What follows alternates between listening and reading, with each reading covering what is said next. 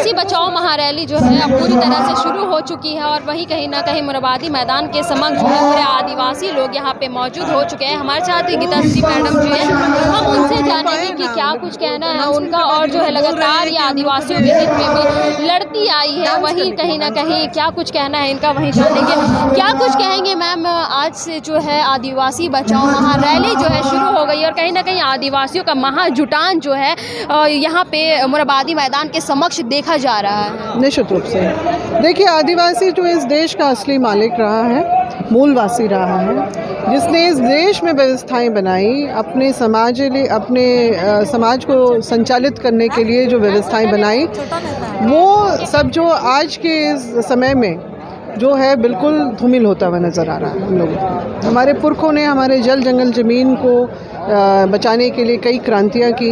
कभी भी बाहरी अतिक्रमण के सामने उन्होंने घुसने नहीं टेके, बल्कि अंग्रेज़ों ने हमारी इस सब चीज़ों को, हमारे जो ऐतिहासिक रूप से सारी बातों को समझते हुए हमारे लिए अनुसूचित क्षेत्रों का निर्धारण किया और हमारी स्वशासी व्यवस्थाओं को कायम रखने के लिए उन्होंने कई कानून भी बनाए, CNT एक्ट, SPT एक्ट और विल्किंसन रूल, यहाँ तक सब कुछ हुआ। इतिहास गवाह है इसका। और जो इतना कुछ होने के बाद, जब आज़ादी के बाद भी हमें जो जिस तरह के अधिकार मिलेंगे संवैधानिक रूप से, वो सारा कुछ जो अनुच्छेद 244 के 6 पैराग्राफ में ये सारा कुछ जो यथावत रखा गया, तो हमारे जो जिस तरह का संवर्धन और संरक्षण हमारे समाज को मिलना चाहिए था, वो ना मिलके बिल्कुल उल्टा ही हो रहा है, आज हम लोग देख रहे हैं। और जो है लगातार हमारे जो अपने अस्तित्व को मिटाने के लिए, जैसे कि अभी केंद्र सरकार ने 2016 से बोलना शुरू किया कि सरना सनातनी एक है, आदिवासी हिंदू ही तो है, तो उसको अलग से कॉलम कोड क्यों करते हुए उन्होंने 2019 में भी है जो हमारा जो कोड हटा दिया है, यानी हमारी पहचान मिटाने की पूरी। क्योंकि हिंदू, मुस्लिम, सिख, ईसाई, बौद्ध, जैन जो है, अगर उनको कॉलम कोड बनाया कि उनकी पहचान को यथावत रखा गया, तो आदिवासी का क्यों हटाया गया?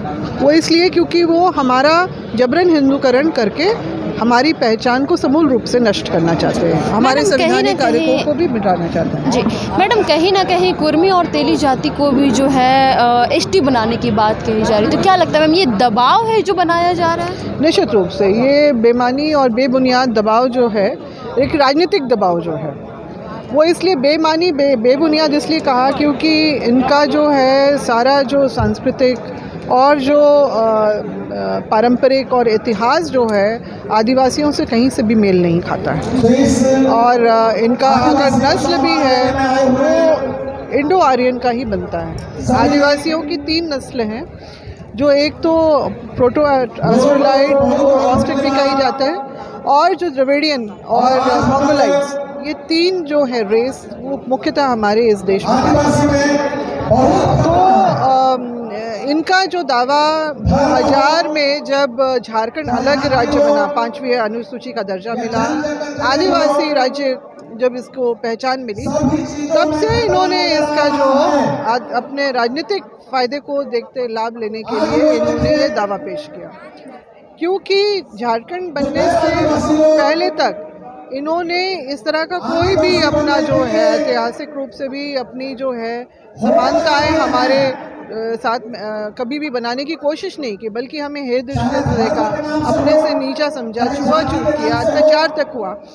और इस बात का भी विरोध किया कुर्मी समाज के 2 सांसदों ने, शैलेंद्र महतो जी ने और रामलाल चौधरी जी ने, कि जब ये पेशा कानून का प्रारूप पार्लियामेंट हाउस में लाया जा रहा था, तो 1996 में उन्होंने इसका विरोध किया कि अनुसूचित क्षेत्र में आदिवासियों को प्राथमिकता मिलेगी व्यवस्था, इसका विरोध किया था उस समय।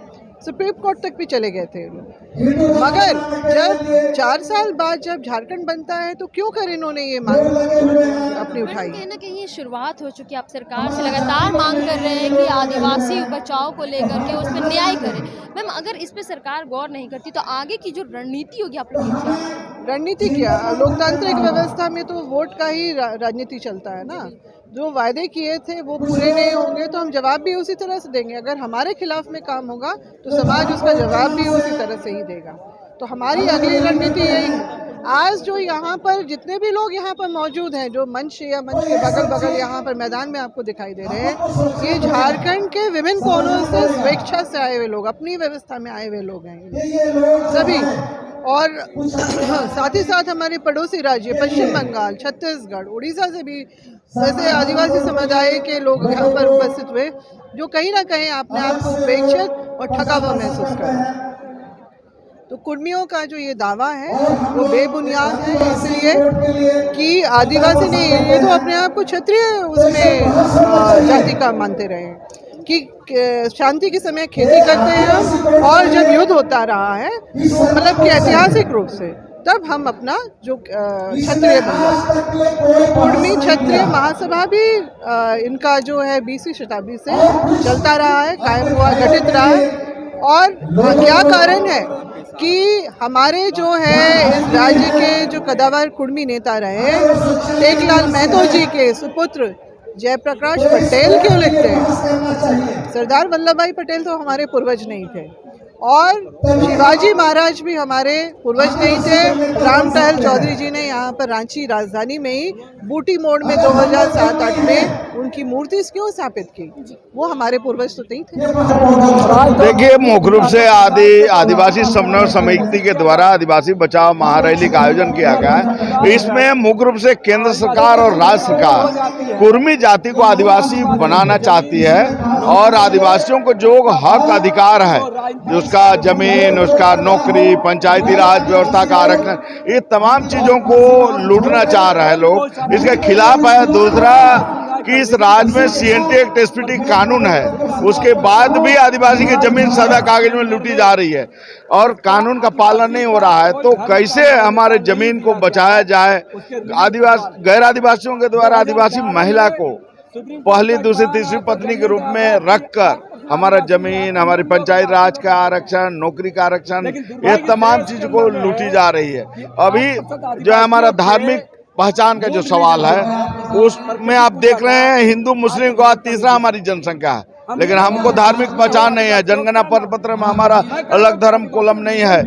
तो इस तरह से बहुत बड़े बड़े जो सवाल हैं, TSP का पैसा, जो ट्राइबल सब प्लान का पैसा को मुख्यमंत्री तमाम सरकार जो है रिंग रोड और फ्लाईओवर में खर्चा कर रही, जबकि उसका आर्थिक विकास, उसका शैक्षणिक और उसका स्वास्थ्य पर खर्चा होना चाहिए। इस तमाम मुद्दे को लेकर हम लोग जो है ये आदिवासी बचाओ महारैली का आयोजन किए हैं, और इसको जो है हम लोग परमंडल स्तर पर, जिला और प्रखंड पंचायत तक ले जाएंगे और लोगों को जागरूक करेंगे।